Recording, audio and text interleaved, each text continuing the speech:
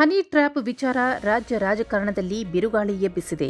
ಅದರಲ್ಲಿಯೂ ಆಡಳಿತ ಪಕ್ಷದವರೇ ಈಗ ಈ ವಿಚಾರ ಕುರಿತಂತೆ ರೊಚ್ಚಿಗೆದ್ದಿದ್ದಾರೆ. ಕೇಂದ್ರ ನಾಯಕರು ಸೇರಿದಂತೆ 48 ರಾಜಕಾರಣಿಗಳು ಹನಿ ಟ್ರ್ಯಾಪ್ಗೆ ಬಲಿಯಾಗಿದ್ದಾರೆ ಎಂದು ಸಹಕಾರಿ ಸಚಿವ ಕೆಎನ್ ರಾಜಣ್ಣ ಅವರು ವಿಧಾನಸಭೆಯಲ್ಲಿ ಹೇಳಿರುವುದು ಕೋಲಾಹಲಕ್ಕೂ ಕಾರಣವಾಗಿದೆ. ಕೇಂದ್ರ ನಾಯಕರು ಸೇರಿದಂತೆ 48 ರಾಜಕಾರಣಿಗಳು ಹನಿ ಟ್ರ್ಯಾಪ್ಗೆ ಬಲಿಯಾಗಿದ್ದಾರೆ ಎಂದು ಸ್ಫೋಟಕ ಹೇಳಿಕೆ ನೀಡಿದ್ದಾರೆ. ಇದು ರಾಜ್ಯ ರಾಜಕಾರಣದಲ್ಲಿ ಬಿರುಗಾಳಿ ಎಬ್ಬಿಸಿದೆ. ಉನ್ನತ ಮಟ್ಟದ ತನಿಖೆಗೆ ಆಗ್ರಹ ಹೆಚ್ಚಾಗುತ್ತಿದೆ. ಈ ವಿಷಯವು ಯಾವುದೇ ಒಂದು ಪಕ್ಷಕ್ಕೆ ಸೀಮಿತವಾಗಿಲ್ಲ.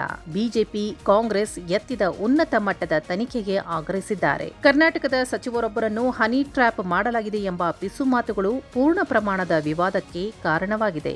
ಕೇಂದ್ರ ವ್ಯಕ್ತಿಗಳು ಸೇರಿದಂತೆ ಸುಮಾರು 48 ರಾಜಕೀಯ ನಾಯಕರು ಈ ರೀತಿಯ ರಾಜಕೀಯ ಟ್ರ್ಯಾಪ್ಗೆ ಬಲಿಯಾಗಿದ್ದಾರೆ ಎಂಬ ಹೇಳಿಕೆಗಳು ಪೂರ್ಣ ಪ್ರಮಾಣದ ವಿವಾದಕ್ಕೆ ಕಾರಣವಾಯಿತು.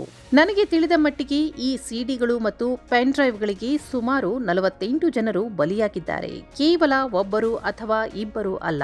ನಾನು ಒಬ್ಬರು ಎಂದು ಹೇಳಿದಾಗ ನನ್ನ ಕಡೆ ಇರುವವರನ್ನು ಮಾತ್ರ ನಾನು ಅರ್ಥೈಸುವುದಿಲ್ಲ ಎಂದು ಅವರು ತಮ್ಮ ಪಕ್ಷದ ಸಹೋದ್ಯೋಗಿಗಳ ಕಡೆಗೆ ಸನ್ನೆ ಮಾಡುತ್ತಾ ಹೇಳಿದರು. ವಿರೋಧ ಪಕ್ಷದ ಕಡೆಗೆ ಸನ್ನೆ ಮಾಡಿ ನಿಮ್ಮವರು ಸಹ ಭಾಗಿಯಾಗಿದ್ದಾರೆ ಎಂದು ಹೇಳಿದ್ದಾರೆ. ಮಾನ್ಯ ಸ್ಪೀಕರ್ ಅವರೇ, ಕರ್ನಾಟಕವನ್ನು ಸಿಡಿ ಮತ್ತು ಪೆನ್ ಡ್ರೈವ್ಗಳ ಕಾರ್ಖಾನೆ ಎಂದು ಕರೆದಿದ್ದಾರೆ. ನಾನಲ್ಲ, ಆದರೆ ಅನೇಕ ಜನರು ಮಾಡಿರುವ ಆರೋಪವಾಗಿದ್ದು ಇದು ಗಂಭೀರ. ತುಮಕೂರಿನ ಇಬ್ಬರು ಪ್ರಭಾವಿ ಸಚಿವರು ಹನಿ ಟ್ರ್ಯಾಪ್ನಲ್ಲಿ ಸಿಕ್ಕಿಬಿದ್ದಿದ್ದಾರೆ ಎಂಬ ವರದಿಗಳಿಗೆ ಈಗ ನಾನು ತುಮಕೂರಿನ ಸಚಿವರಲ್ಲಿ ಒಬ್ಬ ಮತ್ತು ಇನ್ನೊಬ್ಬರು ಡಾಕ್ಟರ್ ಪರಮೇಶ್ವರ್, ನಾವಿಬ್ಬರು ಮಾತ್ರ. ಅನೇಕ ಕಥೆಗಳು ಹೊರಹೊಮ್ಮುತ್ತಿವೆ. ನಾನು ಅದಕ್ಕೆ ಇಲ್ಲಿ ಪ್ರತಿಕ್ರಿಯಿಸಿದರೆ ಅದು ಸೂಕ್ತವಲ್ಲ ಎಂದು ರಾಜಣ್ಣ ವಿಧಾನಸಭೆಯಲ್ಲಿ ಹೇಳಿದರು.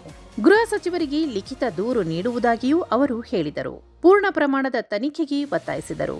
ಇದರ ಹಿಂದೆ ನಿರ್ಮಾಪಕರು ಯಾರು, ನಿರ್ದೇಶಕರು ಯಾರು ಭಾಗಿಯಾಗಿದ್ದಾರೆ, ಇದೆಲ್ಲವೂ ಹೊರಬರಲಿ, ಜನರಿಗೆ ತಿಳಿದಿರಬೇಕು ಎಂದು ಅವರು ಹೇಳಿದರು. ರಾಜಣ್ಣ ಅವರ ಮಗ ಎಂಎಲ್ಸಿ ರಾಜೇಂದ್ರ ಕೂಡ ಈ ವಿಷಯವನ್ನು ಪ್ರಸ್ತಾಪಿಸಿ ಕಳೆದ 6 ತಿಂಗಳಿನಿಂದ ರಾಜಕಾರಣಿಗಳನ್ನು ಹನಿ ಟ್ರ್ಯಾಪ್ ಮಾಡುವ ಪ್ರಯತ್ನಗಳು ನಡೆಯುತ್ತಿವೆ ಎಂದು ಹೇಳಿದರು. ತನಿಖೆ ನಡೆಯಬೇಕು ಎಂದು ಸಂಪುಟ ಸಚಿವರು ಈಗಾಗಲೇ ಹೇಳಿಕೆ ನೀಡಿದ್ದಾರೆ. ಗೃಹ ಸಚಿವರು ಇದರ ಬಗ್ಗೆ ತನಿಖೆ ನಡೆಸುತ್ತಾರೆ ಎಂದು ನಾನು ಭಾವಿಸುತ್ತೇನೆ ಎಂದಿದ್ದಾರೆ. ಹನಿ ಟ್ರ್ಯಾಪಿಂಗ್ ಪ್ರಕ್ರಿಯೆಯನ್ನು ವಿವರಿಸಿದ ರಾಜೇಂದ್ರ ಅವರು ವಾಟ್ಸ್ಆಪ್ನಲ್ಲಿ ಕರೆ ಮಾಡುತ್ತಾರೆ ಅಥವಾ ಸಂದೇಶ ಬರುತ್ತದೆ. ಕಳೆದ 6 ತಿಂಗಳಿನಿಂದ ಇದು ನಡೆಯುತ್ತಿದೆ. ಆದ್ದರಿಂದ ಕಳೆದ 2 ತಿಂಗಳುಗಳಿಂದ ಅವರು ಇದನ್ನು ಟ್ರ್ಯಾಕ್ ಮಾಡಲು ಪ್ರಯತ್ನಿಸುತ್ತಿದ್ದಾರೆ. ತನಿಖೆಗೆ ಕಾಂಗ್ರೆಸ್ ನಾಯಕರು ಮೌನ ಮುರಿದರು.